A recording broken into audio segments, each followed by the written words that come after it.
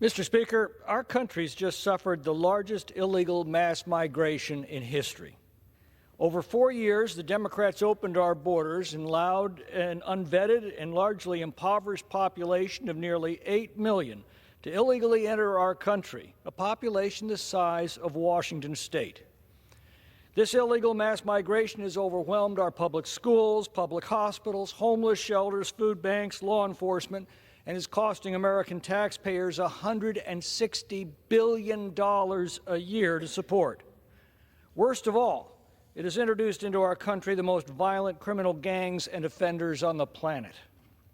It has also brought to a head the fundamental question of whether any person in the world can break into our country, have a baby at taxpayer expense, have that baby declared an American citizen, and then use that as a pretext to remain. Now, President Trump has issued an executive order challenging that notion for all future births. The Democrats call this a threat to democracy and a constitutional crisis. Well, that's what they call anything they disagree with these days. But it is neither. It is the Constitution functioning as it should. The President has created a dispute arising from a difference of opinion in interpreting the Constitution. Opponents in this dispute have appealed to the courts, as they should. And now the courts will resolve this dispute under the terms of our Constitution. Meanwhile, I have a question for the Democrats. If the 14th Amendment actually confers automatic citizenship to anyone born here, wouldn't it have said all persons born or naturalized in the United States are citizens of the United States? That's simple enough. But that's not what it says. It says all persons born or naturalized in the United States and subject to the jurisdiction thereof are citizens of the United States. Well, what does that mean?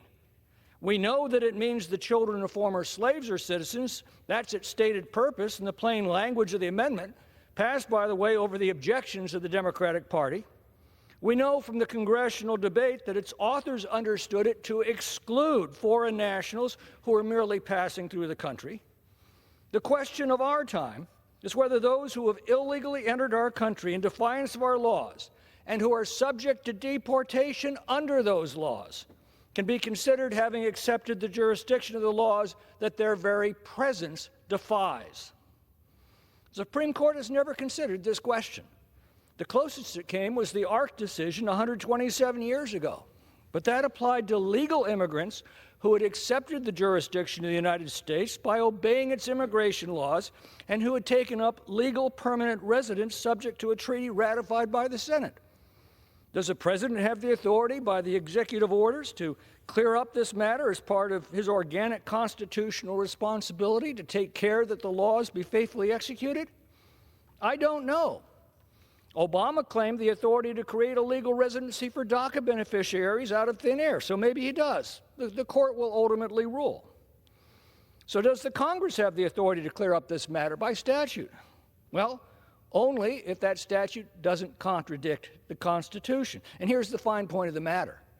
If the 14th Amendment does not give automatic birthright citizenship to the children of those here illegally and temporarily, then no law should be necessary to deny them citizenship in the future because no law ever extended that right in the first place.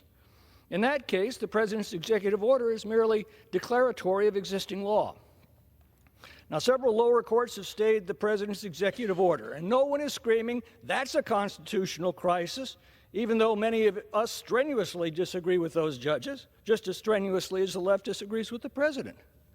Ultimately, though, we have faith in our Constitution. And as the case progresses through the courts, we will get a clear and authoritative ruling that will then determine whether the President's order stands or whether Congress needs to act either by statute or constitutional amendment. To call this a constitutional crisis is a kind of absurd and juvenile hyperbole that passes for argument these days by the woke left. And I look forward to returning to society someday when we can have civil discussions over high principles as our founders envisioned. I yield back.